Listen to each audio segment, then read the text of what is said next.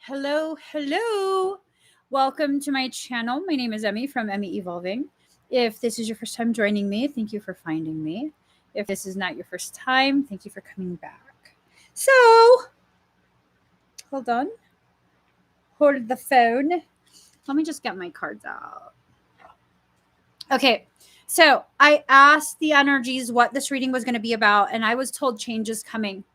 Okay, change is coming. Let us welcome the change. So this reading is going to be for Pisces, Sun, Moon, Rising, and Venus. Also for your cross watchers. Also for those of us who find ourselves on this channel not knowing why. You're probably an empath and you probably need messages from your soul. Okay, let me just bring this closer so y'all can really hear me. Okay, all seriousness. Energy is kind of weird. Okay. I did just hear there was an event happening in Texas. All of the families affected in Texas, Arlington. I hope you guys are all okay.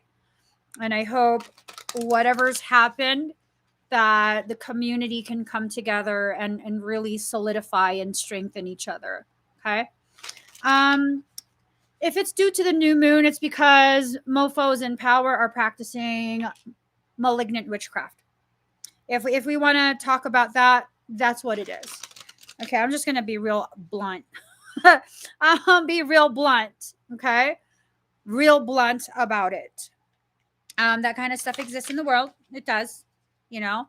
The more we know about it, the more we can do to negate that type of work and intent.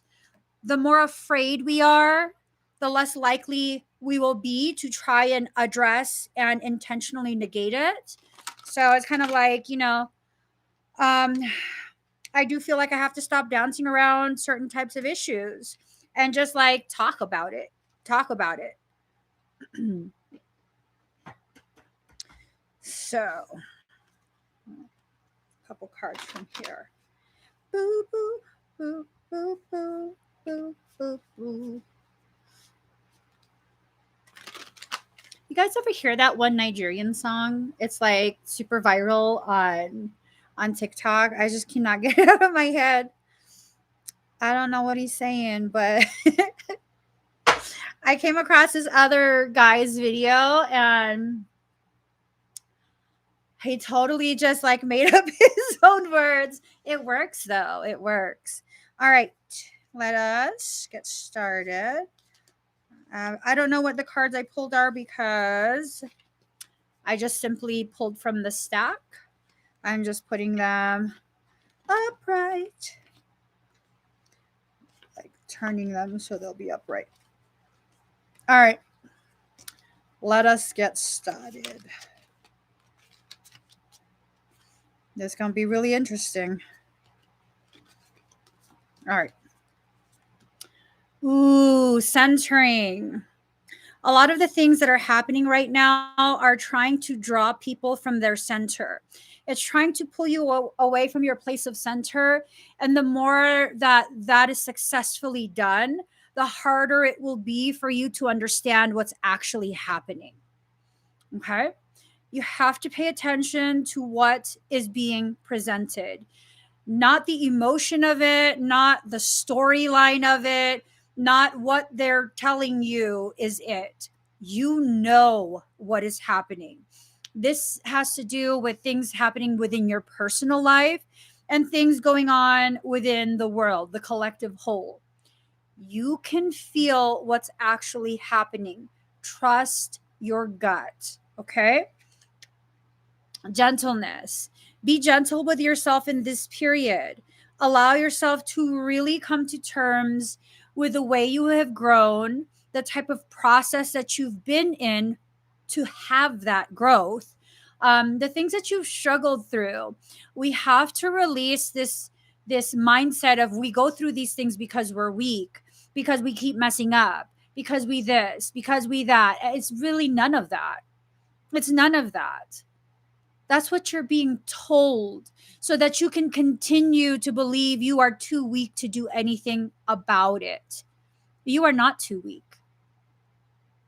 The more you believe that you are weak, the more willing you'll be to accept whatever someone says is how it's going to go. That's not how it's going to go. Not unless you give it the power to go that way. You know, I mean, choices need to be made. If you continue to choose the same options, you'll continue to struggle through the same struggles. You want a new life, you have to make new choices. But it's scary, Emmie. Okay, that's right. It's scary because it's an unknown. And the fact that it's an unknown tells me it now carries with it tremendous potential to give you a different experience than your known experiences. Your known experiences have been hurting your feelings. Stop choosing that just because it's safe. So, you know, if you want to be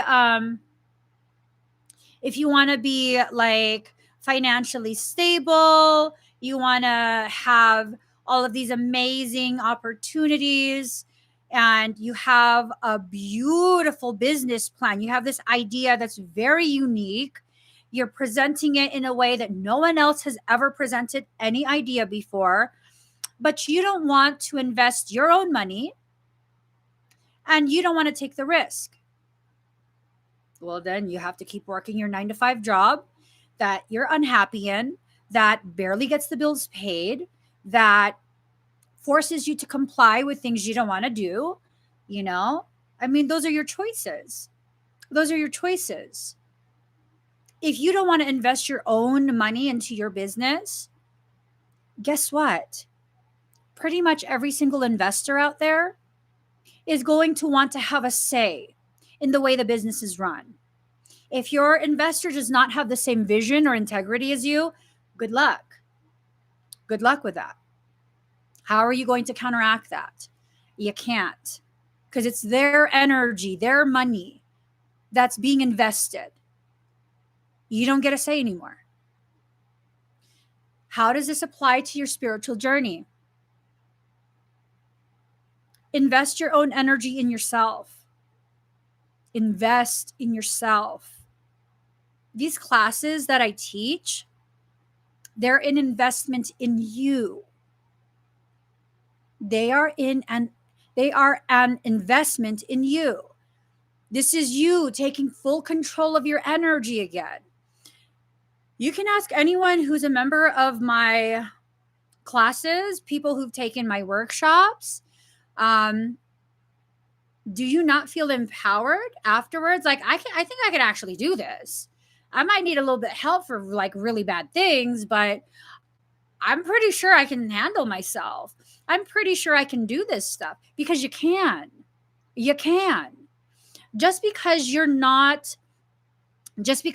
it's not in your destiny to be a parasitic extractor does not mean you can't secure your own field. See, those are two different things. Those are two different things. We're not talking about a career as a parasitic extractor. We're talking about your sovereign space, putting that crown back on your head and allowing yourself to take your rightful place in the throne room of your heart. Invest in yourself. This goes through every single part of your life. Someone else gets the groceries and they get things that you can't have. Well, I don't. Okay, then you have to be the one to go to the grocery store. You have to. You know, like for a little bit, like years ago, I was pretty much not wanting to take accountability for my decreasing health. Like, oh, it's my husband's fault because he keeps buying me tacos. Well, girl, who's asking him to? Who's asking for the tacos? Who is he trying to make happy with the tacos? Okay. We have to take ownership of ourselves. The moment I'm no longer like, you know what? No, I'd be messed up off tacos. Like, this hurts. It hurts. Does he get me tacos? He asked me, do you want? No, you probably don't want. What else can I get for you? Okay. We have to take accountability in what we invest our energy into. And settling for less than what you actually need, less than what you're worth, That's you investing in something cheap, something that has no durability. The poverty lacking mindset doesn't mean you're poor. It's the mindset that I'm talking about. When you have that type of mindset, you will accept anything that's subpar just because it's being offered. No. I would rather wait a little bit, take a little more time to save up, maybe spend an extra $50 and have something that will last 5 years instead of 5 weeks. If you calculate it, it's actually much cheaper to pay $50 more for something that will last for 5 years versus 5 weeks. Huge difference. Huge difference in price. Are you making yourself bottom of the barrel? Because I promise you, you're not. I'm not here to convince you that you're not. I'm stating to you that I know for a fact you are not. And it's up to you if you want to believe me or not. It's up to you if you want to be like, oh, she's just being sweet to people. Y'all, I'm not a sweet person. I am not a sweet person. I can be if I want to be. If I vibe with you, I can be. But will my sweetness ever be used to lie to you? I got no problem telling you. Like, no, I don't think you can do it. Like, if you want my opinion, I don't think you can. I got no problem saying that. So when I'm telling you, I know for a fact you're not bottom of the barrel, I actually mean it. I actually mean it. The people who are bottom of the barrel, they don't like me. They don't come and watch my videos. I'm not saying I think no one is bottom of the barrel. There are some people who choose to be bottom of the barrel and they embrace that fully. They don't like me though. They don't like me. I make it very difficult for the people they've targeted to remain their targets. They don't like me. Good. I don't like you either. I don't care. You don't like me. I don't like you. So you upsetting yourself watching my stuff? Stop watching. It's that simple. But for those of you who consistently join me, for those of you who consistently are open to hearing, receiving a different perspective, not one that is more right than yours, one that's just so far different that now you could potentially, my hair is crazy, you could potentially see life in a different way, a way that might make it easier for you to move through what you're going through. You know what I mean? Might make it easier for you.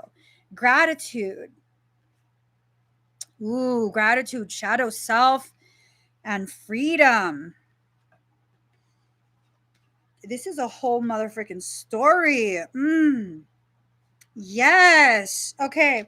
So when you begin to live with gratitude for your shadow self, you then begin to open the doors that have kept your shadow aspects, the strongest parts of you, separate from you. When you begin to open that door, you begin to experience a freedom to be yourself. As you begin to experience that freedom to be more of yourself, you begin to experience an inner peace that leads to increased strength, that then creates more balance and helps you to better tap into your intuition. As you tap into your intuition and allow yourself, like really truly allow yourself to have a sense of knowing, like gnosis, not faith, not hope, but knowing, you know what? I've gotten through everything in my life. I've survived everything. This is no different. I get through everything in my life. I might not get through it the way I want. I might not take the path that I choose to get through it, but at the end of that event, I get through it. Just remind yourself this. Remind yourself that everything in your life, every situation, every experience, you've lived through the training to get you through this part of your life. It's literally preparing you for this next part. You got this. You literally got this. The rest of the world can doubt you. Do not allow yourself to doubt yourself. Okay? This is not about tricking yourself into thinking you're the ish. You are bad A. No. I don't need to be the ish. I don't need to be bad A. I need to stay focused right now. What do I need to do? How is this going to make me feel? Am I willing to disappoint myself? Well, the world always disappoints. I'm not the world. I am my world, but I'm not the world. So I don't care if other people are disappointed in me. Will I disappoint myself? And if we're not capable of having that type of thought yet, think of the person you love most in your life. I'm very lucky. I have several people who serve as like the healthiest reflections of me for me. They're basically like my soul family. And I just think to myself, like, if I did this, would it change the way they see me? Would they see me differently in a negative way? Because I don't ever want to intentionally do things that hurt them, disappoint them, that embarrass them.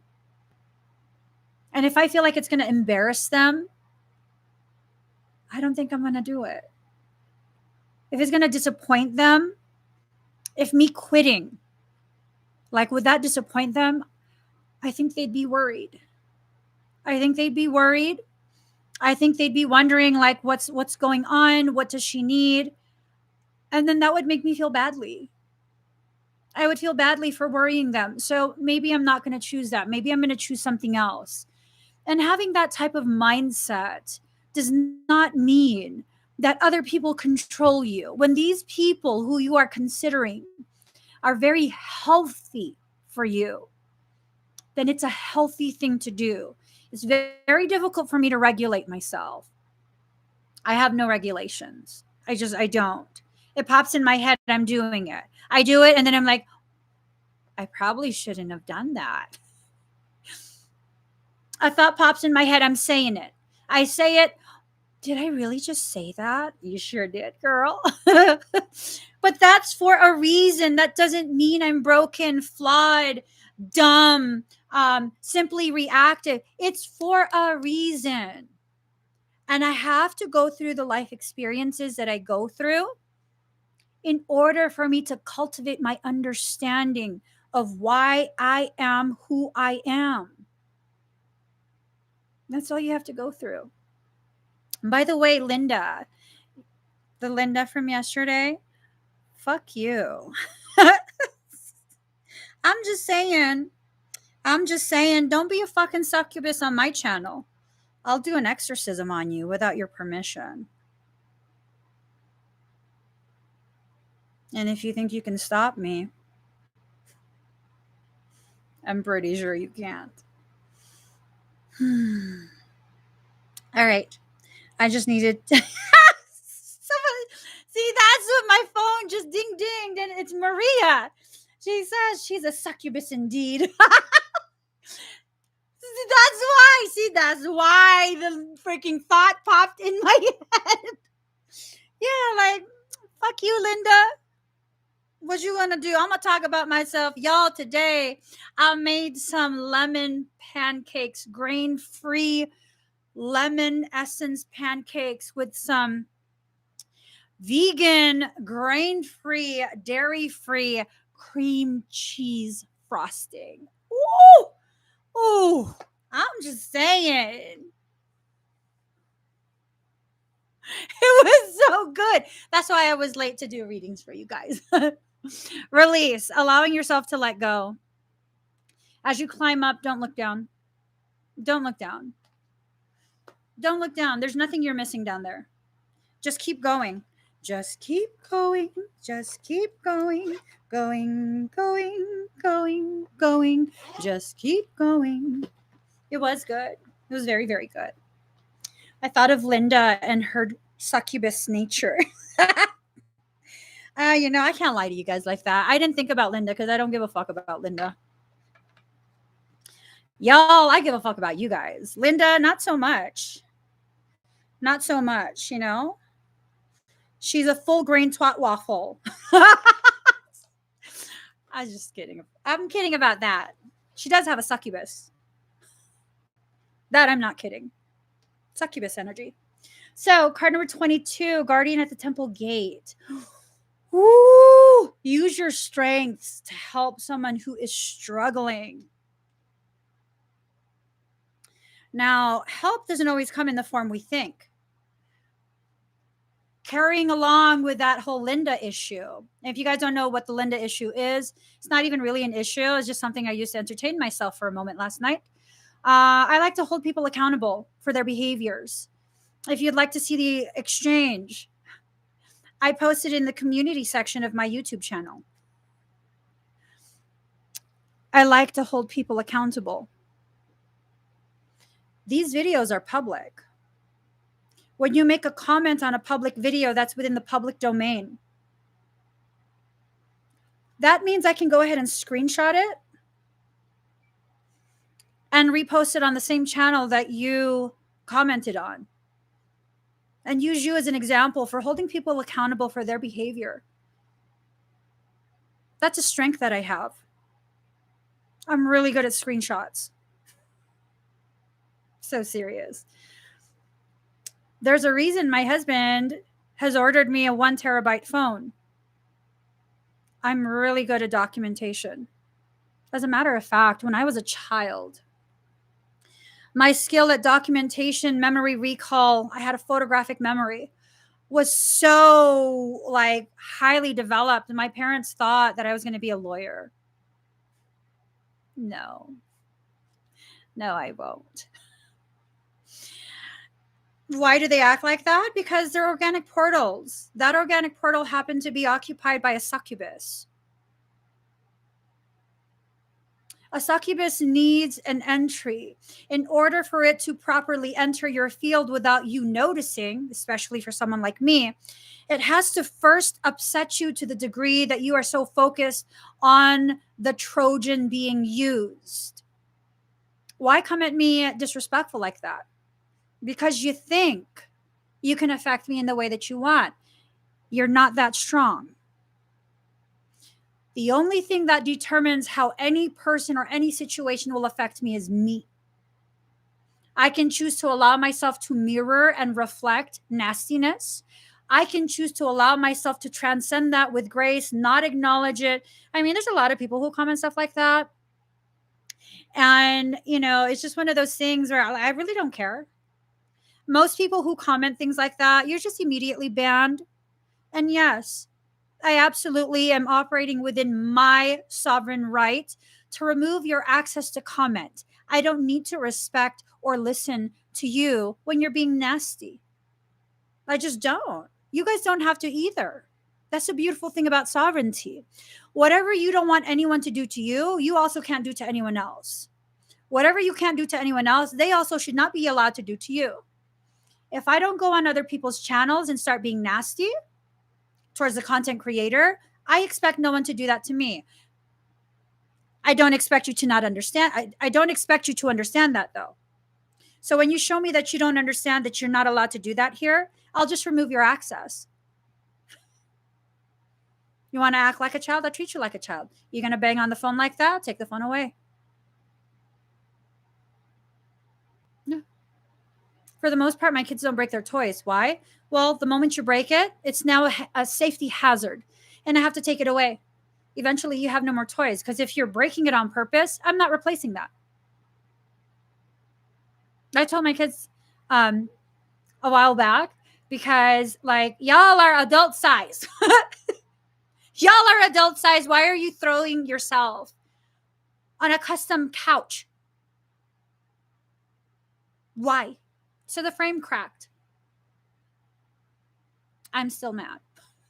The frame cracked. And I said, once it completely breaks, we're throwing it out. I'm not buying another couch. We're just going to have bean bags and mats on the floor. And we could just sit on that. You throw your bodies on that. And they're like, Mom, What? What? It's about accountability. You want to have nice things, you got to take care of nice things. We didn't get that couch to floss. It's because that couch is big enough to fit all of us. You want to throw your body on it? Okay, break the only couch that can fit a big ass family. We're not buying another one. We got lucky finding that one. That's a freaking custom made couch. The person decided not to get it because, I don't know, I guess it don't fit in their house. They moved to a different house.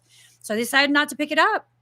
And because it had been sitting for quite some time, because who has a house big enough to fit that kind of couch? We got it for cheap AF. And I'm like, I'm not paying no full price for that shit. Are you kidding me? Yeah, no, they were trying to Superman on. Like, no, I don't fucking think so, bro. You buy a couch, Superman on that. And I'm totally just like, listen, I'm going to hold you accountable for what you do. I'm going to hold you accountable for what you do. You just, I keep dropping my phone. The thing is shattered. Now I can barely scroll. I might cut my, and I'm like, no, leave it like that. I can't fucking take care of my shit. Leave it like that. Good. Cut my finger. Maybe I'll fucking learn to hold on to shit. My husband's like, you cannot keep that phone. No, I'm keeping this phone. That's what the fuck I get. That's what the fuck I get. Can't hold on to my phone. Can't be fucking responsible. 5th phone this fucking year that I dropped and cracked. I don't know what's going on with. I've never cracked a phone before. Okay? I've never cracked a phone before. I'm so upset. I could just smack myself. So my husband got me some, I don't know, stupid iPhone. Because it has 1 terabyte. And I'm like, you better get a freaking OtterBox for that. None of that flimsy shit. You better get an OtterBox for it because I'm not replacing it. I swear to God, I'm not. If that cracks, oh well. Oh well. I'm not buying another one. I don't care. I don't care. Card number 21, Wisdom Goddess of the 3 times. The writings of great beings have the voice of God within. Ooh. Oh.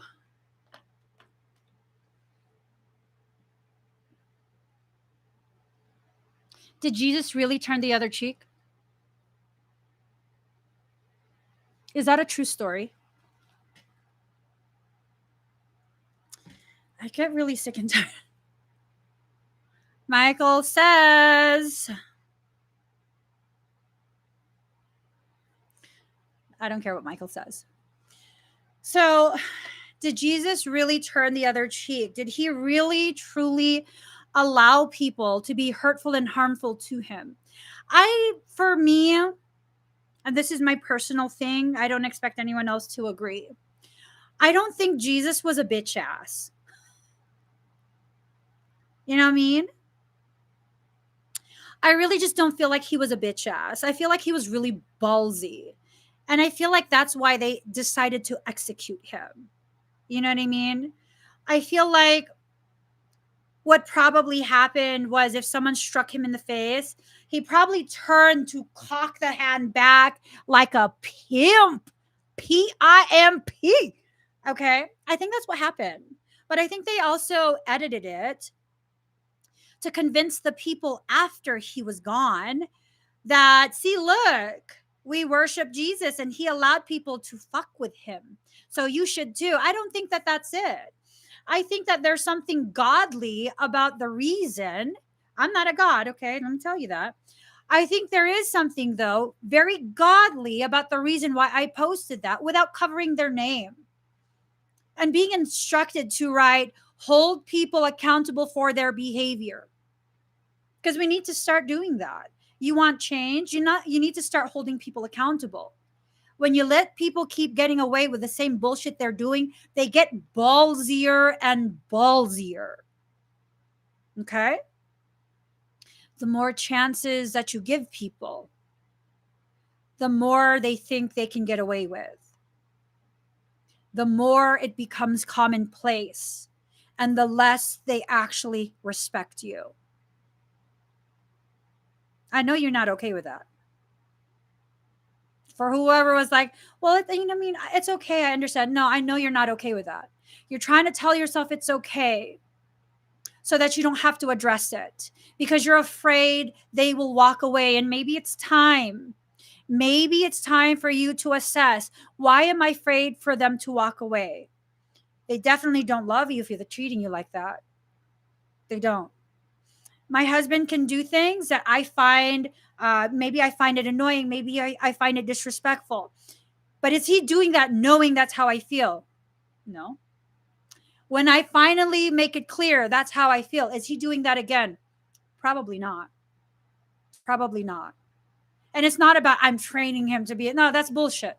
He's a human being. You can't train a human being to be something they aren't. Okay? You can't. That's unless you're breaking them in spirit, you can't. You can't. So what's happening? I'm communicating a need. He's hearing it and making different choices because he loves and respects me. But until I communicate that, how's he going to know?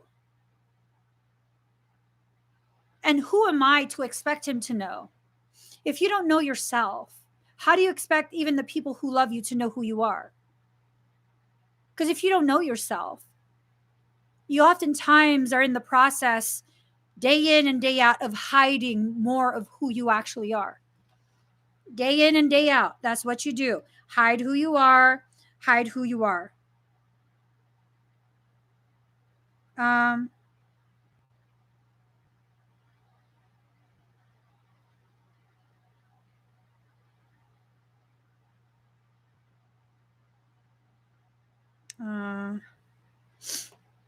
Okay. Sorry. Card number 3, the chakras and the 4 guardian angels. Call upon the guardians of our psychic energy. So, Pisceans and empaths. Far too often, we allow people to tap into our energy, into our intuitive abilities, our gifts, things like that. I feel like for some, you've fallen into the trap of the spiritual fuckboy. Sorry. I got to wash that term out of my mouth.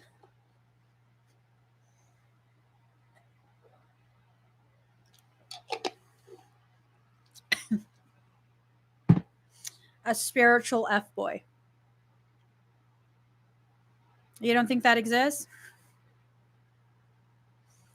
I'm pretty sure he has long hair that he puts in a top knot. I'm pretty sure he does some sort of yoga. I'm pretty sure he likes to eat at fancy food places, wear shoes with no socks, has the facial hair, the Ray-Bans. I mean, I'm pretty sure I can make a killing if I make a spiritual F-boy starter kit on Amazon. Pretty sure of it. I could do a guidebook. You know, like namaste. Namaste is what I'm after. Yeah, no, I'm just saying, like, it's such a thing. You know what I mean? Like these people who come along and you think they're the authentic thing, but they're really just an aesthetic. You know, they Amazon Prime that starter pack. I'm just saying. I'm just saying. I'm just saying. I'm just saying. Hold on, guys. I'm so sorry. I have to answer all my brother's calls. Hello? What's up?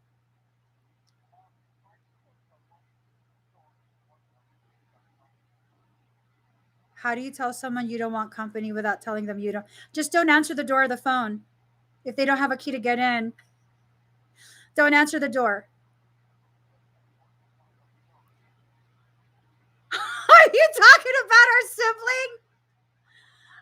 I'm live right now. He might see this, and I'm not going to join you talking shit about our sibling. Bye. What a jerk. If our other sibling is watching, I got your back, bro. I got your back. This fool. Okay. Anyways. Spiritual F boys will also be sending you screenshots of 11:11, 10:10, 12:12, 3:33, 1:11. Hello. Hey, I think it's really interesting that you call me right when I'm talking about spiritual F boys and like screenshots. Oh, 111, 222, 333. Twin flames. Okay, bye.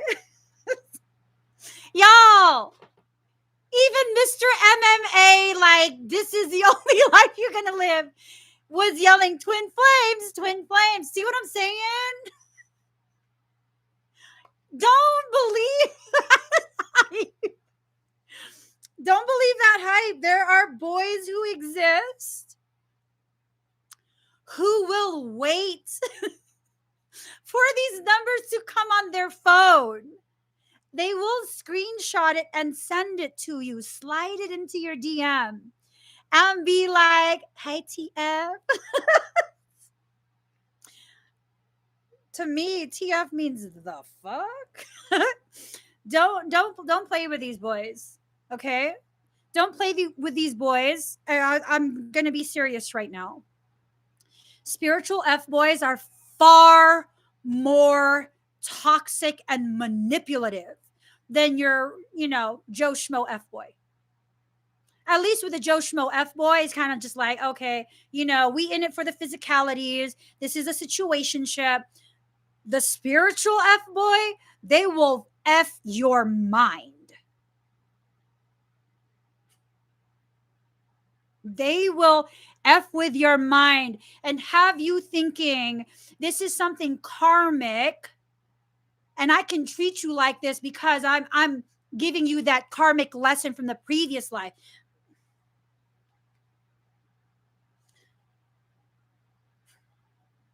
I told you guys at the beginning of this, I'm not nice.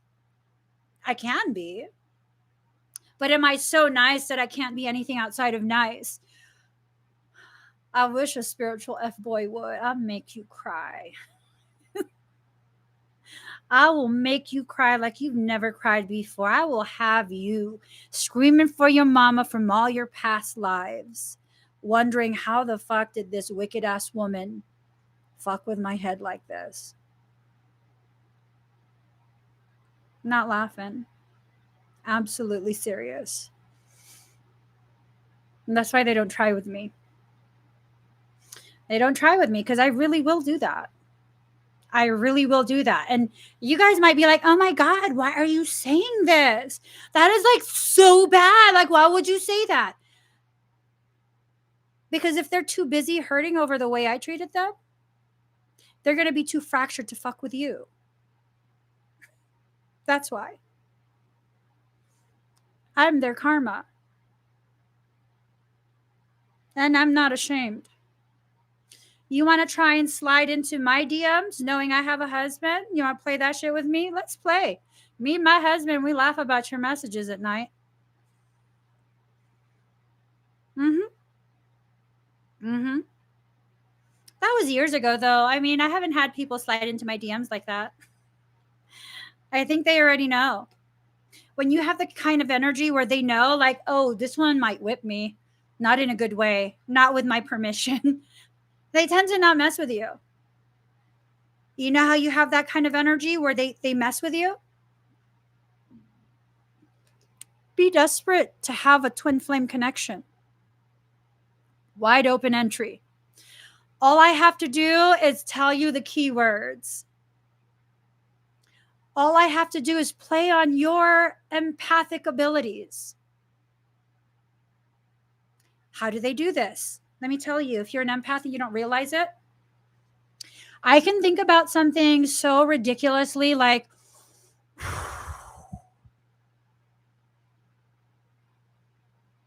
I won't tell you though. Do you guys feel that? Do you feel that in your chest? Oh my God, do you feel your heart? Do you feel it? It's like pounding.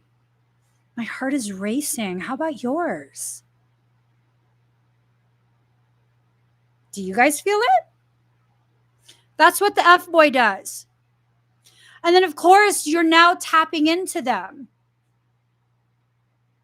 because you want to know, like, okay, what are they feeling? Is everything okay? And you're tapping into it, and now your heart's racing. And then you know what they do? Oh my God, our hearts are connecting. No, motherfucker, you're a parasite. Our hearts aren't connecting. I'm just feeling what you're experiencing. But if you don't know any better, you'll believe it. And because now your hearts are connected. Oh, he can cheat on you all he wants. He could dog you out all he wants. You're going to take it because he's the wounded twin. And you have to heal him.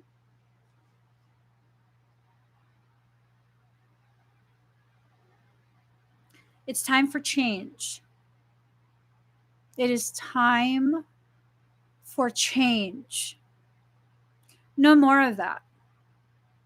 No more of allowing people to suggest things to you that really are not you. Stop craving something that maybe that craving is the very thing that allows the entry. Oh, I want to connect with someone on a soul level. Everyone that's in your life is connected to you on a soul level. Hell, even people I don't like is connected to me on a soul level. Just because there's a soul connection, does that mean they have to be in your life forever? No. No. My brother's such a fool. He said, twin flame, twin flame. Predatory people will look at the trends, and whatever trends are being followed by most of their prey, they will learn about that trend inside and out. They will become very advanced in that trend, in that aesthetic. Ask a man why he has long hair. Ask a man. Ask him why he's growing his hair. So my brother has had like hip length hair for, God, I think I was maybe even before I was in high school. I think I was in middle school. He's had hip length hair. His whole life, basically. He's had hair that long. And he's never wavered. Sometimes he'll talk shit, right? But he's never wavered. It's been this thing of like, he knows he's a medicine man and his power is in his hair. You can feel it. And then sometimes he'll like be sarcastic and be like, for the bitches and the hoes. He's fucking around. Yeah. But that's the thing. He knows that long hair means something to him. How many men grow their hair long because it truly does connect them to their divine power? Many native nations believe they should not cut their hair unless it's like a case of mourning or whatever, because that's the very thing that serves as like an antenna to your divinity. If you're talking to a guy who has that long hair because, it's sexy, if you guys say it is, I mean, I don't know. See, okay. If your son doesn't know why he grows it that long, is he okay with cutting it? Does he want to cut it? Or like my kids, like, no, this is a part of me. See, it's not an aesthetic. It's a part of him. That's what my kid says. My husband recently was like, we need to cut his hair. It's like, and I'm like, no, He does not need his hair cut. And his hair's down to his butt. And I'm like, no, he doesn't need to have his hair cut. And he's like, oh, you just want it long. No, I don't want it long because I'm the one that has to brush it and it's always tangled. But when your child says it's a part of him, he doesn't want you to cut parts of him off. We're not cutting his hair. Put some fucking coconut oil in that shit. Put coconut oil in it. You know, and I tell him, like, hey, if you're going to have long hair like this, you have to come to me and tell me to brush it every day. Or it's going to be like that. You fucking, what is that, a bird's nest right here? Is that a bird's nest? You trying to hatch some birdlings? I'm just saying, you know, when people keep their hair long because it's a part of them, you know, there's some sort of purpose to it versus the aesthetics. That's a whole different thing. That is a whole different thing. Oh, shoot. Your mom cut your hair when you were younger. Your hair is so pretty, though, Universal D. Your hair is so pretty. I swear. Like, how bad is how intense is the upkeep? Because you have a lot. You have a lot of hair. Let me stop. Okay, so a teacher is a great treasure. Seek to find one. Let your life be the things that teach you, the life events that you've lived through. When you've come across a spiritual F-boy, you know what that is. You know what that is. Don't fall for that aesthetic, please. That's like the aesthetic of, being a bad boy. I like bad boys. Do you like bad boys or do you like to be badly treated? There's a difference. There's a difference, you know? And here's the thing. For many of us, we hurt so deeply inside and we haven't recognized that. So we consistently look for people who are willing to hurt us on the outside in order to connect the pain we feel on the inside. I don't know if you guys are aware that that happens very, very often for Pisceans and for empaths. I feel like Pisceans and empaths, the more sensitive the Piscean or empath, the more at risk you are of different types of self-harm. It's not okay. It's not okay to continue living, existing, without identifying the root causation of that pain. You will continue to seek people who will validate the pain and inflict the pain externally. You deserve more than that. You deserve so much more than that. So much more. Okay? Okay, Michael says that I have to apologize for the shit talking I did about the hair.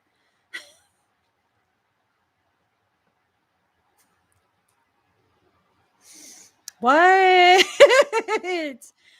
But I was talking about the spiritual fuckboys. What?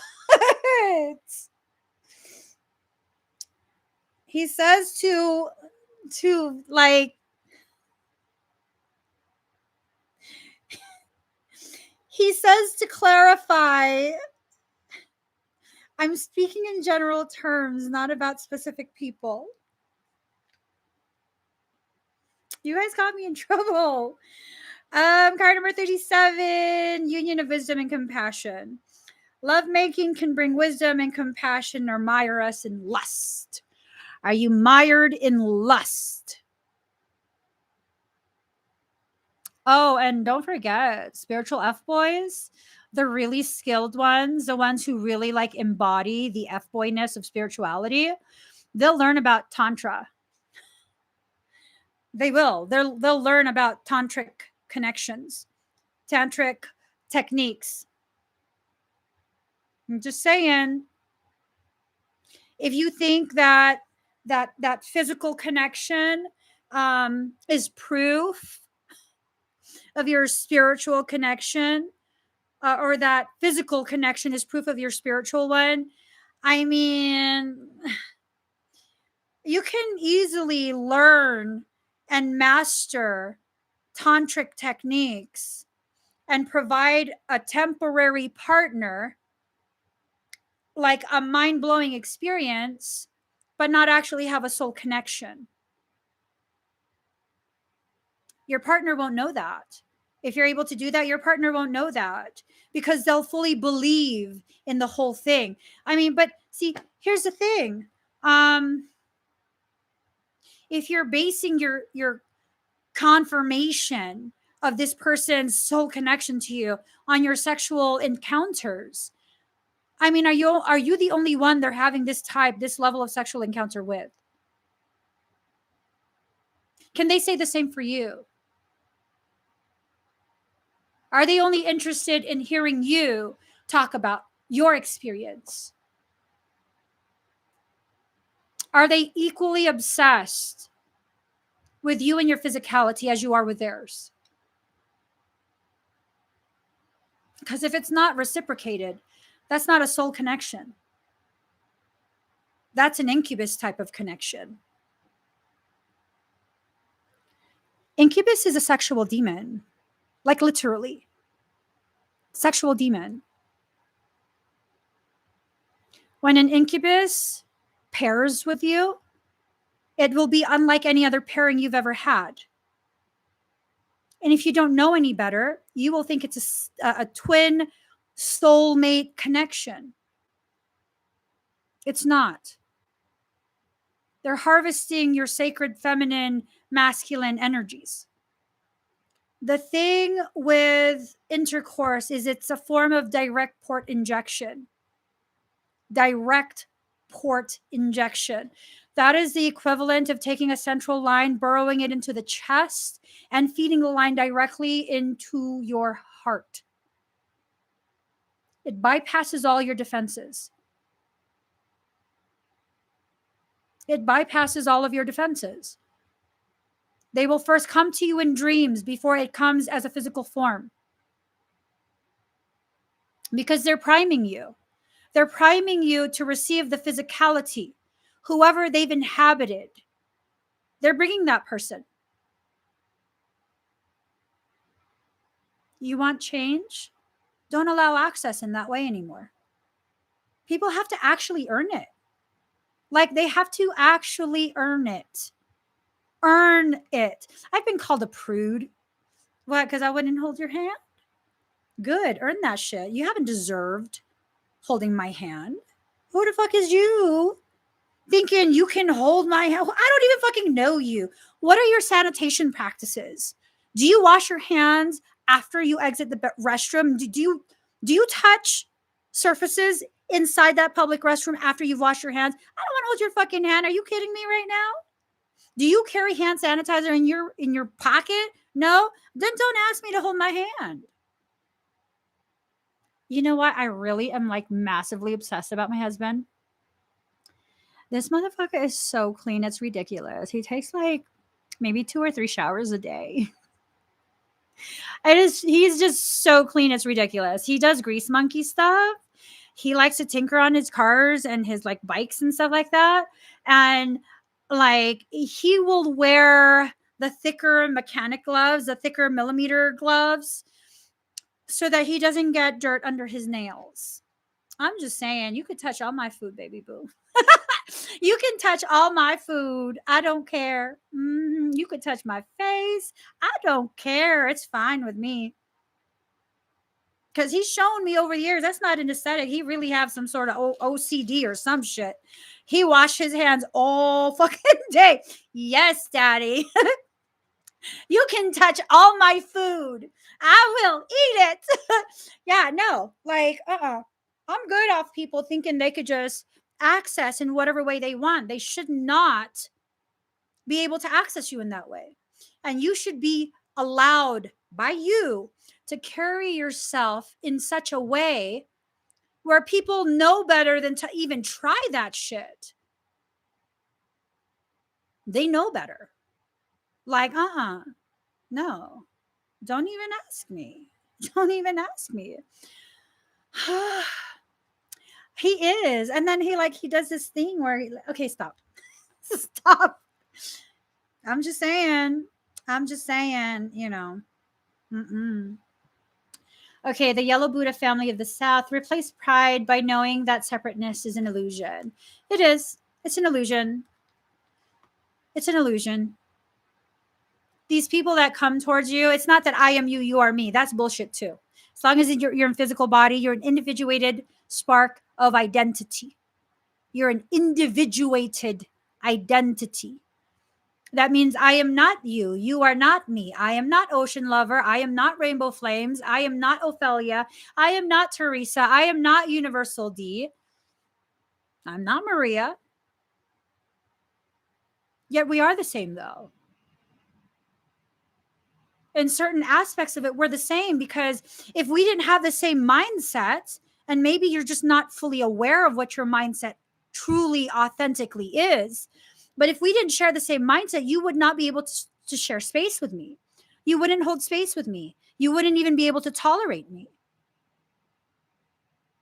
I'm just triggering these thoughts that you're already having. You were already working your way to that thought.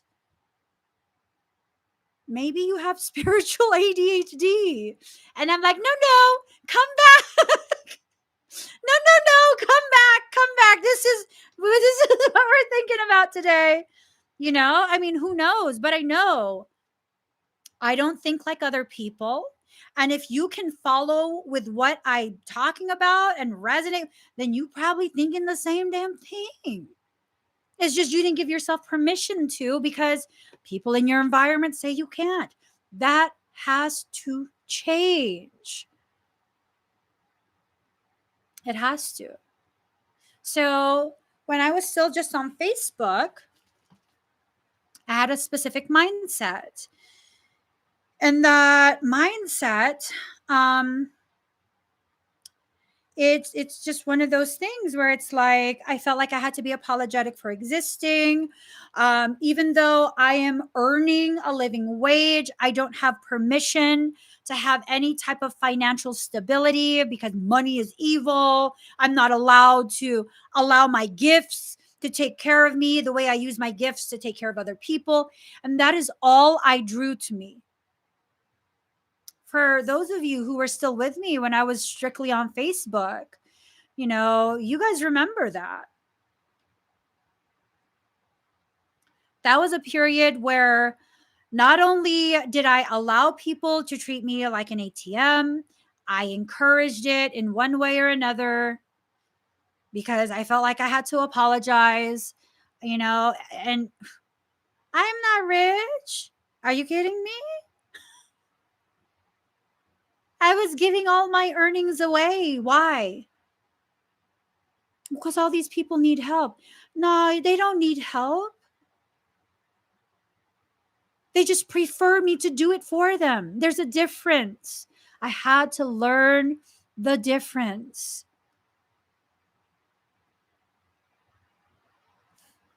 I had to learn the difference. Sometimes people will convince themselves they need your help, and in reality, they just don't want to do it on their own. Sometimes it gets to this point where you are simply enabling their sense of disempowerment. All I drew to me were reflections of my imbalanced internal nature. I had to leave that behind. It was scary. Do you know how scary it is to move to a different platform? Do you know how much that triggers abandonment issues, rejection issues? Like, will people follow me onto a different platform? Or because the gravy train has stopped, like, did these people even care? Did they care? Like, what's going to happen? And what happened was I took that leap of faith for myself. I told myself, like, I'm done with the toxicity of Facebook. Facebook's extremely toxic. There's too much connectivity that's being used to spread and perpetuate toxicity. The other day, I was having hormonal issues. I was having a little hormonal moment. I don't have anyone to fight with in my real life. So I was like, I'm going to go to one of those spiritual communities, those forums. I'm going to go live and do free energy work. What do you think, Daddy? And he's like, no, you're not. That is so much fucking drama. No, you're not. That's And I'm like, why not? And he goes, because that's gonna end badly. I'm like, why? I can go live on there and do energy work too and take everyone from everyone else's live stream like they used to try and fucking do to me all the fucking time. And he's like, no, just like it's toxic. It is toxic on Facebook.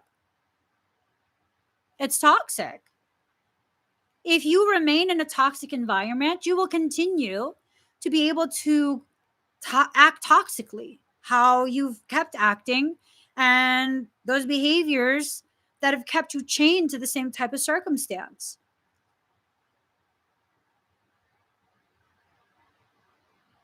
I was having a toxic moment within myself. Like, I want someone to be toxic with. Immediately, I'll go live on Facebook. No, fuck no. Are you kidding me? I don't want that. I was just having a moment. I'm not going live on Facebook. You know, and like the demonic people would be like, oh, because she's scared. No, I don't want to be toxic. I was wanting to go live on Facebook so I could be immersed in that. So I could have people to fucking take shit out on. No, that's not what we do anymore. We don't return to places that are toxic so we can be toxic. That's not what we do anymore. Instead, we recognize, oh, I'm having a toxic moment. In this moment, I am the toxic one. What am I being toxic for? Oh, that's right. I'm just having some sort of hormonal issue. I had a couple pimples and I was pissed off about that, and I'm having, you know, a little bit of this and that going through my mind, and really there's no problem. It's old shit that now is rising up to the surface so that I can begin processing it. And most of what happens in your life is just that, you know, and it becomes such a real experience for the empath that we assume, oh my God, I've returned back to my toxicity. No, no. You know, it's not one of those things that we do. We don't return back to places we've already exited and worked so hard to exit. We work so hard to no longer be in those cycles of toxic giving. We work so hard. So don't go back there. If you have an issue with substances, say you're an alcoholic, okay? This is a serious thing. Alcoholism can freaking destroy your life, people you love, their lives. It can destroy everything. It's a very serious thing. You worked so hard to become sober. You're clear now. You're empowered. When you're having a moment of emotional instability, do you go to a bar to prove that you've outgrown it? Knowing you're currently unstable in your emotions because something happened. Something happened. It was very difficult. You're struggling to process. Are you going to go to a bar to prove to yourself, to prove that's a bullshit setup for failure? Don't return back to the places that support your toxicity. It doesn't matter how much you've grown. So long as you continue to have that mindset of like, I've overcome it already. You haven't overcome it. You're still trying to convince yourself. When someone has a problem with substances and they've actually grown past that, it's not like, oh, I can do this. No, it's like, oh, I'm good. I'm not, you guys go ahead. That's just not my scene anymore. It's not my scene. I got to just be healthier. That's powerful. That's actual growth. It is actual growth. This applies to even the people, not just the environment, but the people who take you back to that place that encourages you to be toxic. Not everyone you call a friend is an actual friend. I'm telling you.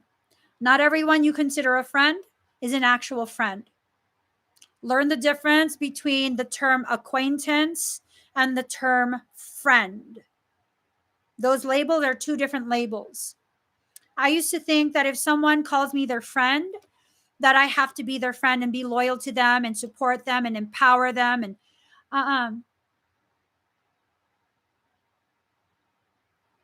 because for me, friend is like family. Like if I consider you a friend, like I fucking got you. I got you. You don't even have to put out a distress call. I feel it and I got you. I would fucking wage war for you, not go to war beside you. I will fucking initiate that war and I will win that war. Nobody fucks with my family. But see, that's not what friend means to most people. What most people consider friend is really just an acquaintance. You guys know each other. I have a lot of acquaintances. A lot. Friends, not many. Very, very few. To get that like title of friend from me, that's hard. That's hard. I've had people who've been trying for many, many years. Something's off. I don't know what it is. Until I know what it is, no. I don't know what it is. But I mean, you can't do that because if you don't know what it is, no, yes, I absolutely can. I'm not going back to that place where I have to allow you to harm me for me to understand that I should have stayed away from you. It doesn't mean I think you're a bad person. It means I've changed. I'm no longer the person who will crap on my own intuition. That's no longer me. See, I've had to have these conversations with myself quite a bit in the past few months. That's one of the main lessons that I'm working through in this period. My entire business is based on my intuition and the fact that it's so highly developed, right? How can I have a business successful to the degree that my business is successful, has been in business for the amount of years my business has been in business, continues to grow. It's now a viable company. And I can provide people information that can completely change their life. But the moment it comes to me in my life, it's all bullshit.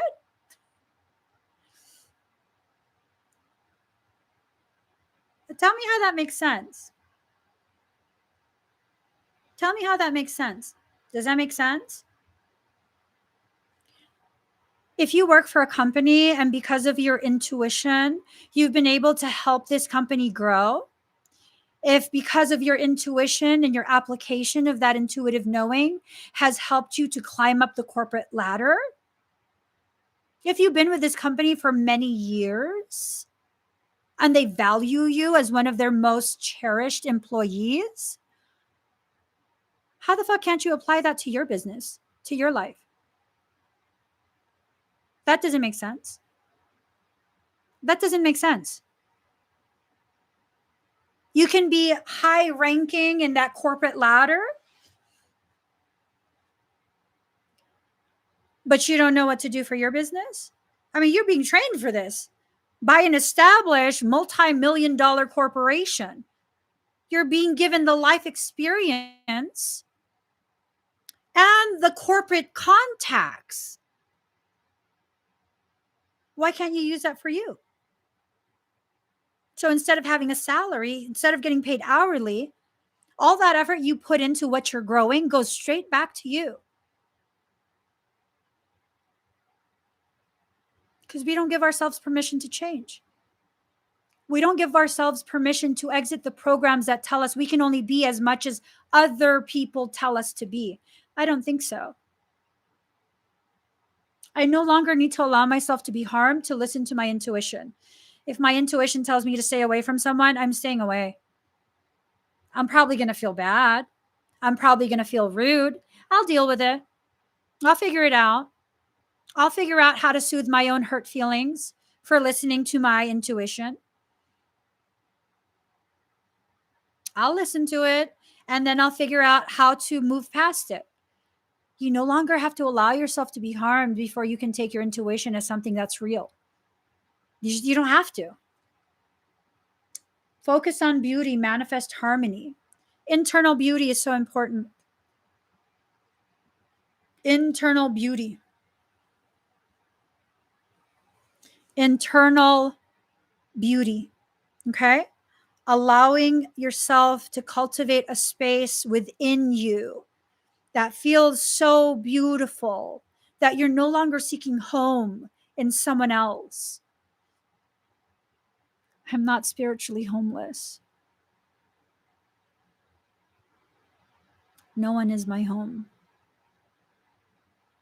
I am home to myself. Say those words to yourself every morning. You're dealing with a twin flame issue. You think someone is your twin flame? I would say about 95% of the people who think they've identified their twin flame, they haven't. And I know that's going to piss off a lot of people. I'm not here to make you feel better about things that are a lie. I'm not here to intentionally hurt your feelings, but I'm not going to buy into any of that and be guilted into perpetuating a fucking lie. About 90 to 95% of the people who believe they have found their twin flame, you haven't. You haven't. I'm saying this as someone who knows who my actual twin ray is in this life, and I'm not married to him. I'm married to a completely different man who is not a twin in any way, shape, or form. And it works. It works. It absolutely works. I am married to someone who is not my twin. You know, people, they sometimes will watch Frey and I interact, like people who know me in person, people who have been, with me for a while. They know how Frey and I's interactions are. And, usually after a certain amount of time, they'll be like, oh my God, you twins are so, he's not my fucking twin. Please. Are you kidding me? Me being with myself? That's a fucking choke match waiting to happen. I'm not even joking. That's a fucking fist fight waiting to happen. You put me in a confined space with myself? Ha! I know who I am. I know how I am. I know how that's going to go.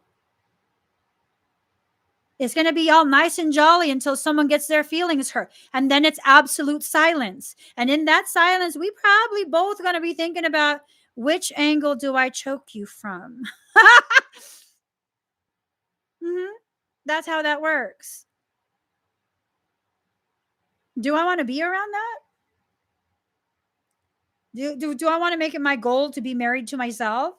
My husband put it real good for me several years back, like years ago, like hella years ago. Hella years ago.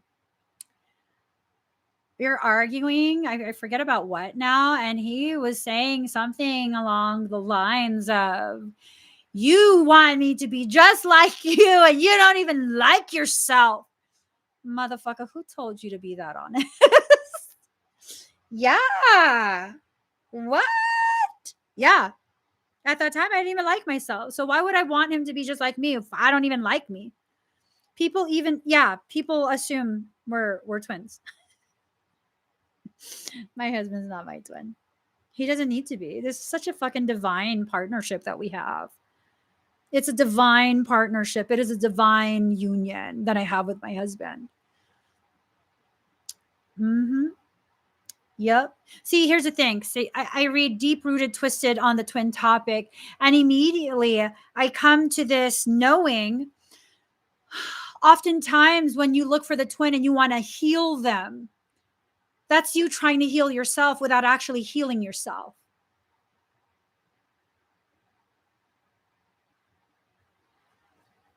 And what if maybe that twin is supposed to cross your path so that you can be aware of like all your quirks and all the things that you need to work on, not because you're broken or flawed, but because you deserve to live in peace.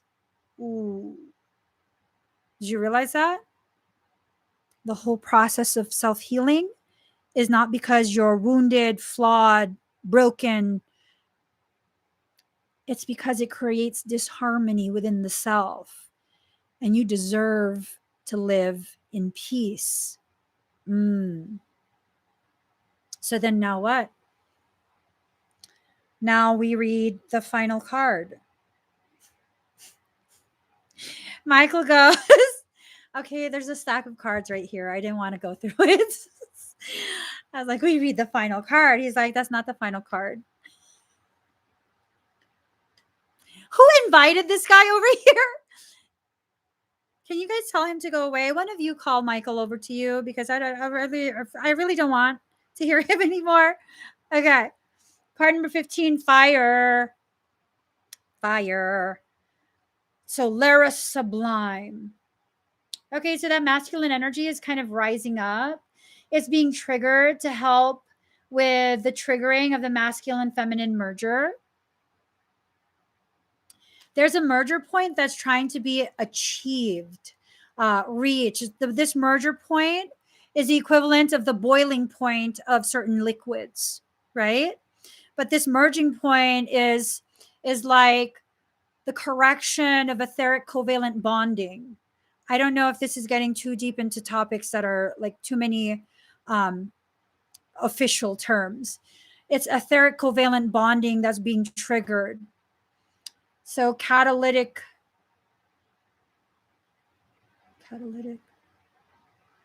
Something's about to happen. This is something that you don't know about. Trust your innocence. So you're going to need to just go through this and learn. Just be present. Trust that you're going to get through whatever you're going to get through.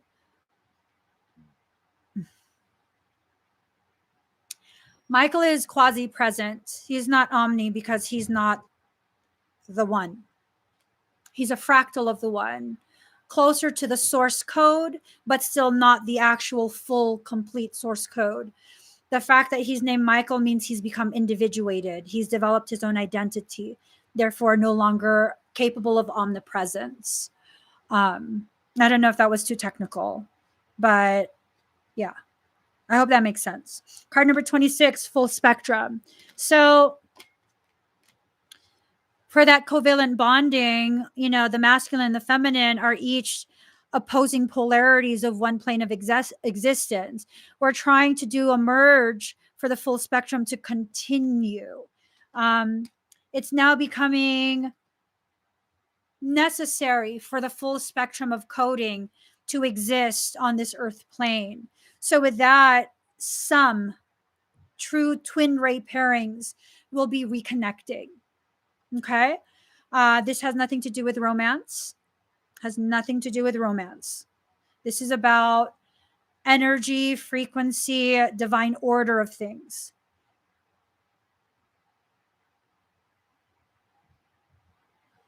Card number 10, soul star chakra, merging with the divine. Exactly. Merging with the divine, allowing the full spectrum of seen and unseen, heard and unheard, felt and simply existing things. Some things are so divine you can't feel them. Not while you're in physical form. It's just too high of a frequency, and the physical form housed on earth is not capable of sensing it. Okay. There's a transformation for those that are needing to sense it. You're going to be transformed, and it's almost like pores opened up, and you're going to be allowed to feel things again. There's probably going to be a lot of telepathic communication for some. Be very careful. Like, for those who are just hell-bent on, I know it's my turn. Okay, that's fine. That's fine. I'm not trying to convince you of anything. This is general reading for whoever wants to hear it. And you get to pick and choose what applies to you, unfortunately. For those who want to insist that they really do know that it's their twin, and now, yay, their twin is going to be telepathically communicating. That, and you're not going to like the word I'm going to use, but there's no other word for me to use. That desperation for connectivity opens a porthole into your head for anything to speak through. There's no more veil that exists. That was dissolved. Something parasitic crosses your path, notices a big ass hole in your head, it will talk to you through that. And you can tell yourself all you want that's your twin flame talking to you. I offer parasitic extractions, 2M extractions, core corrections on my website, emmieevolving.com. And no, I don't do them via video session because I don't want to be infected. They will only be through email, and I do not give information on where you got it from, what happened, who did this to you. I don't give information on that. I simply do the work that I'm contracted to do, which is remove, extract the demons. So I'm going to leave it at that. Most people don't want to hear this kind of stuff. That's okay with me if you don't want to hear it. I offer services on my website, emmieevolving.com. You are free to think and choose for yourself.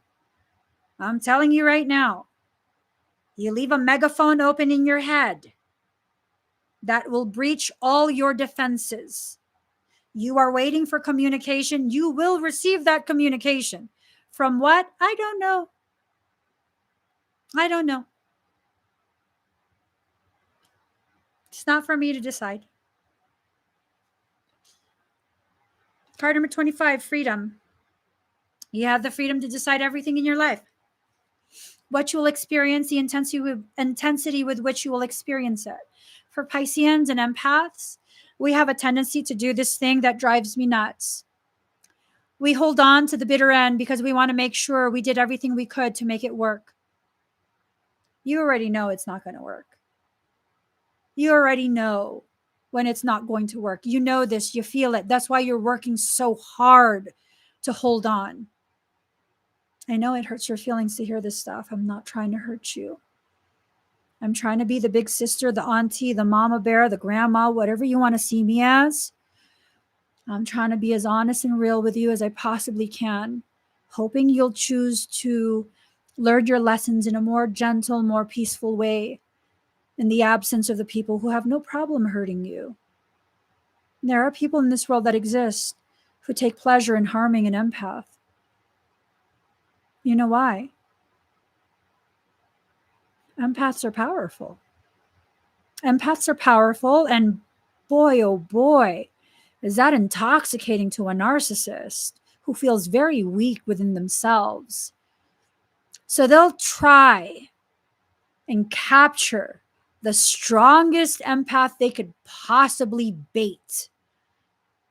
And when they got you, it gives them so much pleasure to see you hurting, to see you feeling like you have no one. You got me. You got me. And I'm a Sigma. I don't give a fuck what the narcissist wants or don't want. I don't give a shit. You want to fucking come at me? Let's go. That's why narcissists don't like me. They don't like me because of the fact, like, you want to play? Let's fucking play. Leave the empath alone. I got it. Tag me in, baby boo. I got it. Go rest.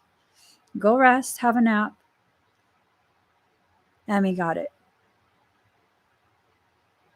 A lot of the narcissistic people in your life, they will not appreciate that you listen to me in my videos. They're either narcissistic or they got a full-on demonic latching. Do you know how many people privately message me to let me know their partner does not like when I am talking, even if it's in earbuds? Their partner just absolutely cannot stand that they watch me and listen to me. I had someone in the comments like a year or two ago who was like, someone needs to take your channel down because you know, my man has been listening to you too much, and now he listened to you more than he listened to me. Bitch, he don't gotta listen to you. You're not his fucking mom. You're not his mom. That's not your man. If you're trying to treat him like your child, you just mad because you can't control him now. Now there's another opposing voice to your toxic feminine shit. No, I can't hold him accountable. Oh, no. It's not about holding him accountable. You said your fucking self. He won't listen to you because he's too busy listening to me. Recognize you're outranked in his head. I hold a higher rank than you. Why? Probably because I'm not trying to control him. I don't even fucking know who her man is. I literally have no idea who her man is. I don't think it's someone who has ever commented on any of my videos. But boy, oh boy, was she fucking riled up. I don't really give a shit what's going on with your life, honey. Don't fucking come on my channel trying to tell me that I can't empower my people. And who are my people? The Pisces and the empaths. That's who. The Pisces and the empaths. People who want to control you don't like that I'm telling you, don't let them control you. You have other options. Don't let them control you. They don't like that. Maybe that's a good way to see. If you have an empath, if you're an empath and you don't know if you have like a narcissist or someone with a demonic latching. See, people with demonic latchings, they don't even like the sound of my voice. My voice is sexy. I'm joking. My voice is not sexy. They don't even like the sound of my voice, though. I don't give a shit. Say it louder for the people in the back. I don't give a shit. You don't like my voice? Don't listen. Eliza, are you here? Let's see. I don't think Eliza's here. Okay. I think it was Eliza. It was like, I think months ago. It was at least like a handful of months ago, maybe longer. Maybe it was last year. I think it was her. She was watching she was watching the live stream, and I guess she was, you know, had it on her phone without earbuds on. And she says something like her husband or someone got really upset by what I said.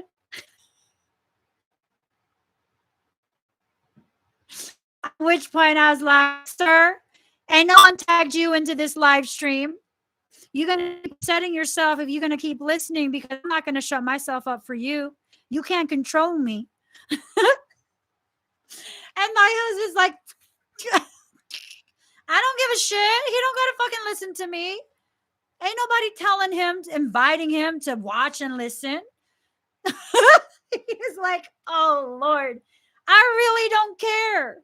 And if it empowers the people who are being harmed and controlled, I don't care if your controller doesn't like me talking. They can leave the room. That's that. My husband be cracking up like, you gotta be so gangster, because I'm a G. See it? Yeah, Catherine as well. That's okay. It's okay. You know, I don't care who doesn't like what I do. The fact is this: I'm confined on a screen. If you don't like it, swipe away. If you're in the room with someone watching me, leave the room. I'm on the level of maturity where it's like, if I don't like what I see, I'm not, unless you're like harming someone for real, physically or something. Short of that, if I don't like what I see, I'm going to leave. I'm not, you can't act like this and yada, yada, yada. I'm just, yeah. This one place that we lived at, these teenagers would constantly park like across the street at night and smoke some sticky icky, the devil's lettuce. They would smoke, and like, to me, like, you know what, I'm good off that. Unless they're like fucking with cars, entering into people's homes, being aggressive and stuff, I'm good. I'm just gonna stay inside the house. And then one day, um I guess some of what they were smoking came in the house because they were across the street from us. My husband knows I don't like that, and I don't like that around my kids either. I mean, I'm fine with people smoking, just not around us. And we're inside our home. And because like a window or something was open, it came into the home. So my husband went outside and let them motherfuckers know.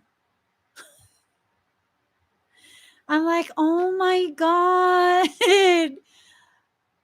what did you do? And he's like, I fucking told them they can't fucking come back here.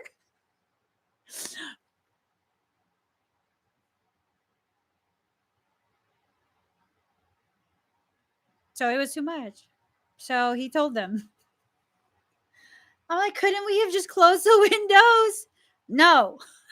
Okay. I'm not the one smoking. Why are you yelling at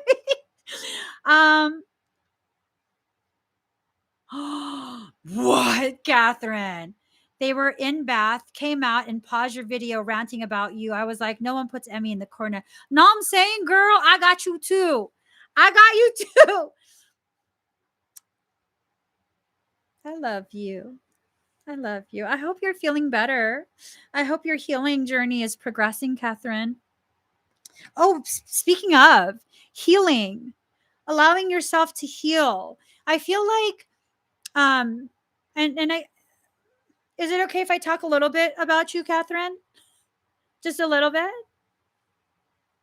Is that okay?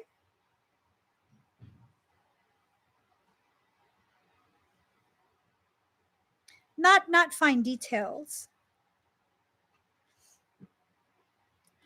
So Catherine was having some health stuff going on that was serious, and she's getting better, which I think your doctors were not expecting you to feel better. And I think part of the reason you felt better is because you really made a conscious decision to just remove as much of the toxicity in your life as you possibly can. You made some pretty intense choices, and you stuck by it. You know, you stuck by it, and it's improved your health. It's really improved. I wish a motherfucker would say something while I'm listening to you. I love you, unicorn fish.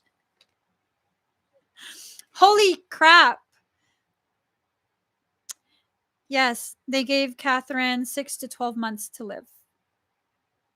It was that serious. Yes. Yeah. Do you feel very alive right now, Catherine?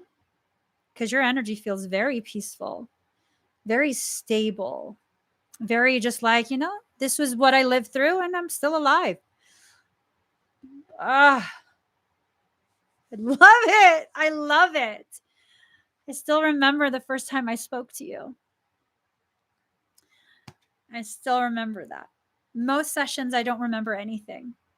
I will not remember much of anything. And I still remember sitting in my kids' room talking to you. It was such a profound conversation for me. It's very, very profound. I hope you're inspiring people right now. You're being a very beautiful, beautiful reflection of the work that I've really committed my life to. It can work. Your life can change, but you have to find the courage to change it. You have to find the courage to change it. You have to allow, you have to create the space. You have to. When your space is full of toxicity from all these different stages in your life. There's no room for growth. You have to clear that out. And it's not that the soul is not infinite. It's that the human mind is very limited and finite in its capacity to process. You're clogging up the brain. And unless you begin clearing things, nothing happens for you. All it takes is one person to inspire you to change. Not change because you're bad right now and broken right now. No, change because you deserve to go through the process to reestablish, maintain, and expand your internal peace. You deserve that. You deserve that. Yes. So peaceful when you realize you have the choice to be free.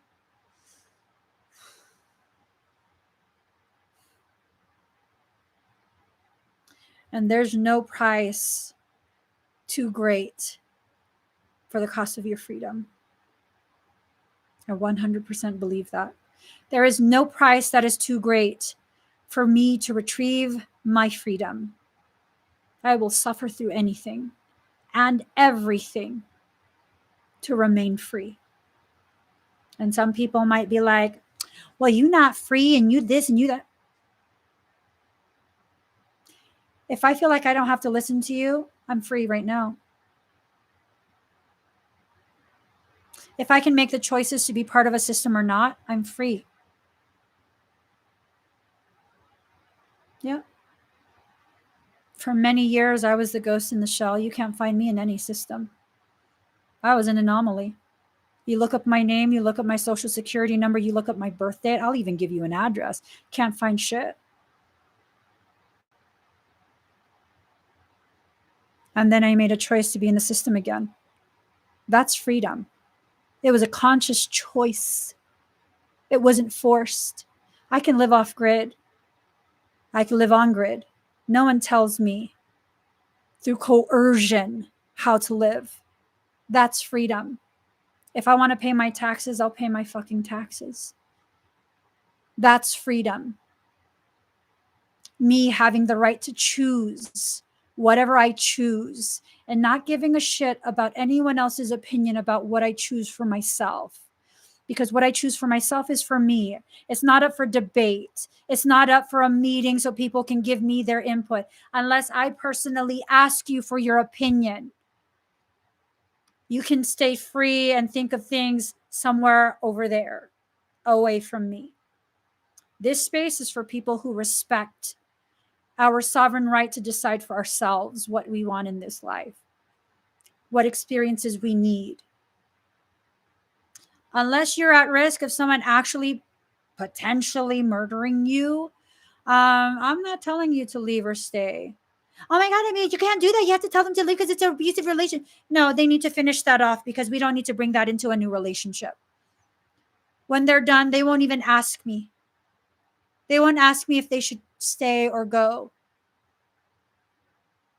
And, bringing up Eliza because she's been very open with things that she's experienced in the comments of public live streams.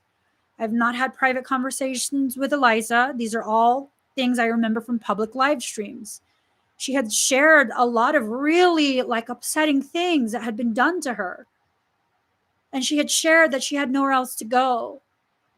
And that's okay. You know when you're done. You know when you're done. And then she disappeared for a few days. She wasn't in the comments for a few days. There was no conversing with me and asking me, what do I think? No, she was gone for a few days. And I felt that absence. I literally felt it like, where's this girl been? Like I'm waiting to feel her. Because, for those of you who join me often, I feel when you enter the live stream. And I hope you know that. I feel when you haven't been in the live stream in a while. Whether you comment or not, I can feel you. I'm not going to be like, hey, how come you haven't been in the live stream for 3 days? You know what I mean? Like people get busy. Maybe on vacation. Maybe you need time to process your life and you don't need me in your ear. That's fine. But I feel when people are present and when they're not. And I felt like she was gone for a couple days. Like, damn, I don't even think she's watching the recordings. Like, I hope she's okay. And then next thing you know, she comes back. And what was she sharing about recently? Restraining orders. She's free. You know when you're done, especially women. Oh my God. If you're continuing to ask your friends, like, what do you think? Should I go? What do you do? You're not done. You're not done. When you're done, fuck everybody. I'm packing my shit. I'm out. When I'm far out there already, and like, then I'm gonna call my girlfriend and be like, this fucking asshole. I left. I'm gone. Tell me I'm wrong. Tell me I'm wrong. When you had enough, it really don't matter who's got your back or not. You're just out. You're out. Like, no, I'm good. I'm never going back. Good. You made a decision for yourself. I'm not here to make decisions for you guys. Oracle.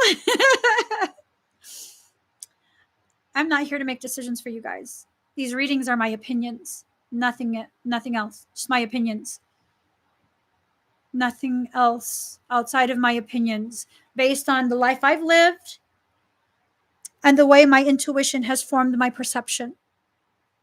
We can step through this. And this period is nothing more than an initiation. Initiation into what? A higher level of understanding for yourself. A depth of acceptance of who you are in this moment and who you're growing to be. You are not a static energy. Excuse me, you are dynamic. People want to convince you that if you've got your shit together, it'll be like a straight line, right? That's death. In the medical field, what does that straight line mean? It's called a flat line. What does that mean? It means your heart stopped beating. It means technically you are actually literally dead.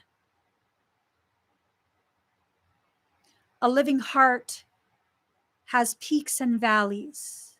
Peaks and valleys, short periods of flat line, peaks and valleys. That's how your life is supposed to go. That is a perfect life. High points, low points, a little break in between.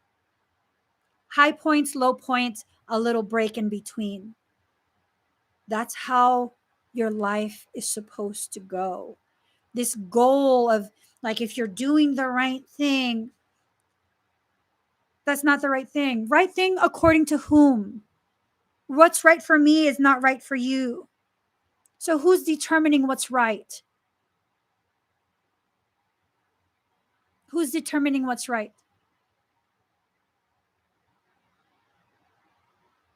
Some specialist in what?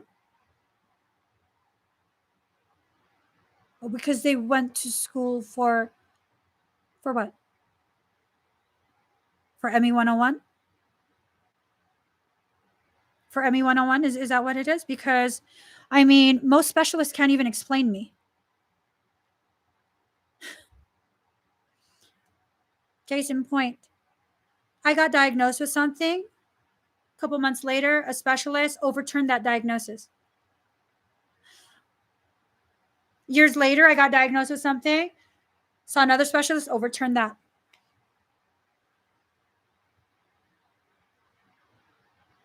Morphine will kill me. It doesn't take away my pain. Pain medications don't work on me. The only time they begin working is when they work on the inflammation. Outside of that, they don't work on me. Muscle relaxers don't relax my muscles. They make me more tense. Caffeine makes me calm rather than amped up. It calms me down. My system works opposite than most people. So tell me again what your specialist knows. Not a damn thing when it comes to me. Not a damn thing when it comes to me. I saw orthopedic surgeon, and he told me I would not be able to walk by the end of the year when I was 26 years old.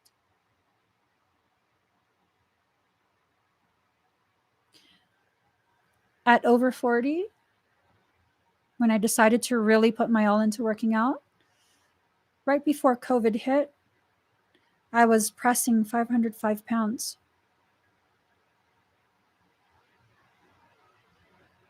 Nearly 20 years after. They don't know shit. They don't know shit. You are a whole being. You know yourself. You know everything you've been through, everything you've survived, how every single medication works on you. Stop telling yourself someone knows more about you.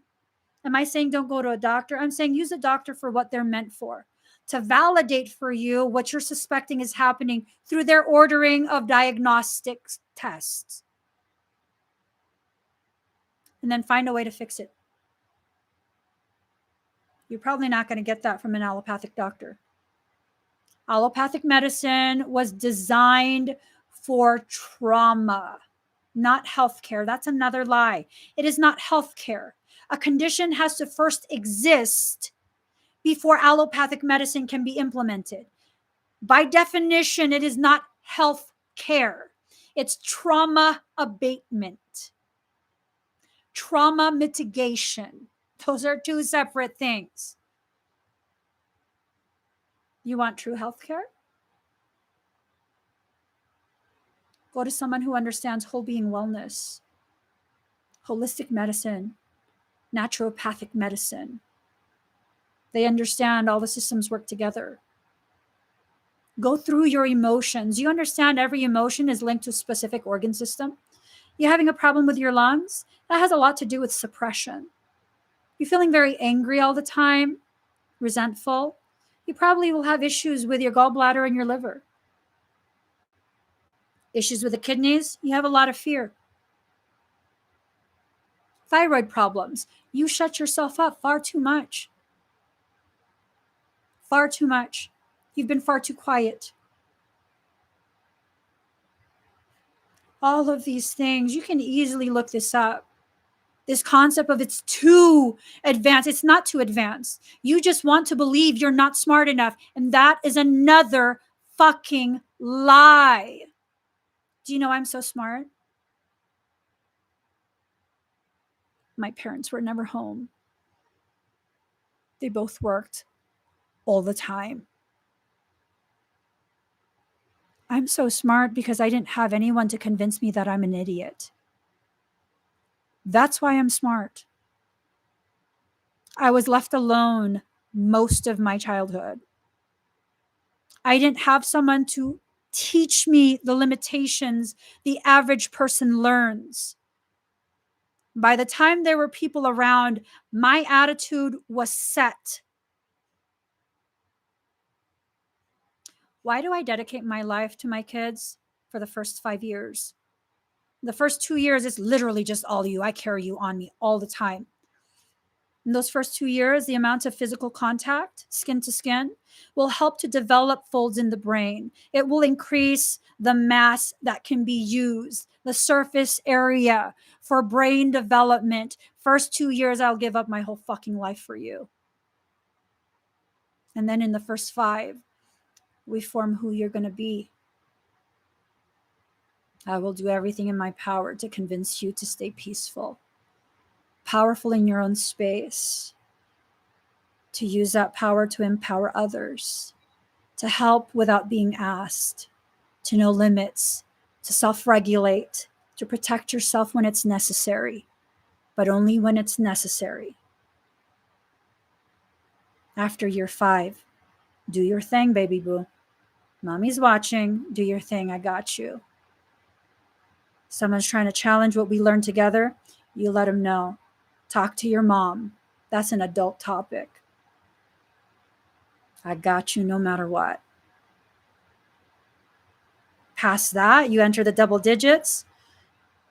Learn who you are now. I'm not going to tell you anymore. Speak your truth. What do you need us to hear? I might not like it. Speak it anyways. We didn't learn this. How many of us learned this? How many of us received this from our parents? Probably none. Probably none. Is that an excuse? Because I didn't receive that from my parents either. But I made a fucking decision. I made a decision when I got pregnant with my first child. I made that decision. I'm not carrying over ancestral pain. What decisions have you made? I'm not sharing this so you feel like I got my, no, I'm a fucking mess. Beautiful mess. I am a fucking mess. And that does not take from my power or my potency. It adds to it. How do you negate someone that's messy? You can't. Chaos magic. How do you negate that? You can't. Because you never know what path I'll take to negate what you're trying to do. So I must stay messy. I don't need to be organized. I just need to marinate in my power. And the people who lack integrity will hear that and be like, oh my gosh, she's power hungry. No, I have integrity to my fucking core. Being powerful has nothing to do with dominating other people. Unless you're malignant, in which case I'll enjoy dominating you. I will. You won't even see it coming. I don't need you to see it coming. And that's your choice. Keep fucking with me. It's your choice. My thing is this. If someone consistently goes out of their way to fuck with you, you don't have to be gentle in your correction. They've had plenty of opportunities to stop. And every single time you did not stop it, they developed more courage to do more. So now, if I'm going to stop it, that means you're so far fucking out of hand, you deserve a heavy-handed correction. At which point, I absolutely have the courage and the power in me to be like a mother to you and spank the shit out of you with my words, with my actions. It really don't fucking matter. But child, you're going to sit the fuck down and you're going to start thinking about what the fuck you're doing to other people. Because if your mother wouldn't teach you that, you standing in front of a mother who will. And unless you want that kind of lesson, I highly encourage you to not just leave the mama bear alone, but also don't fuck with any of her cubs. Because the reality is, when you fuck with the cubs, you get it even worse from the mama bear. And unfortunately for these people, I've adopted all of you. I said it. You don't want to be adopted? That's too bad. You stayed here too long. You're now adopted. Mm-hmm. Who doesn't feel adopted? Because you need to be all up in the comments so I know, so I can love on you a little extra. You're all adopted at this point. Mm-hmm. Yep.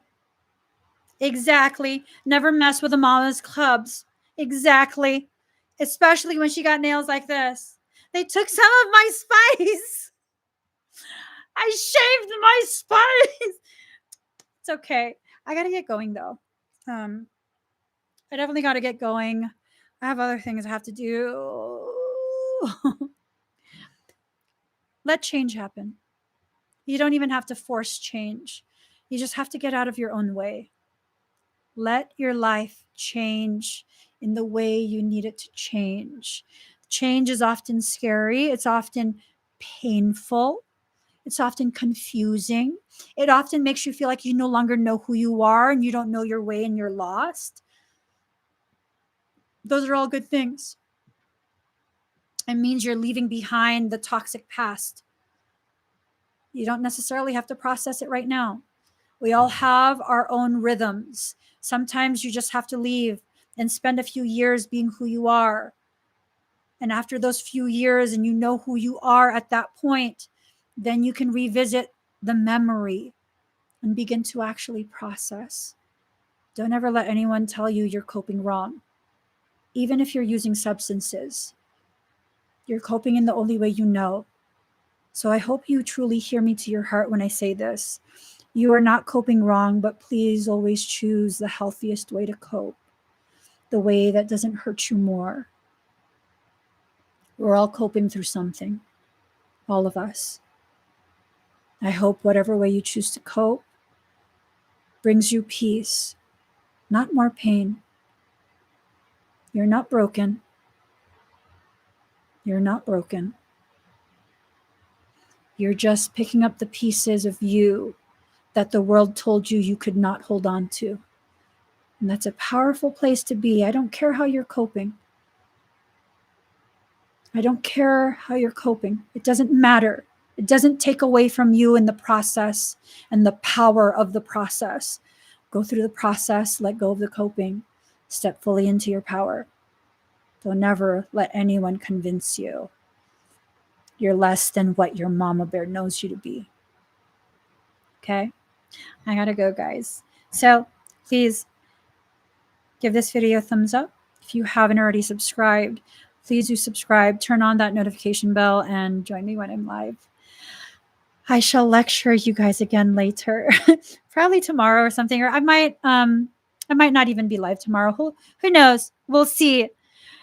Even when I'm not live, you guys are in my heart, truly, truly. And I hope you guys can feel that. Okay? This is not a tarot channel. This is a channel where you have the space to evolve right along with me. Right along with me. We do it together, shoulder to shoulder. Bye, guys.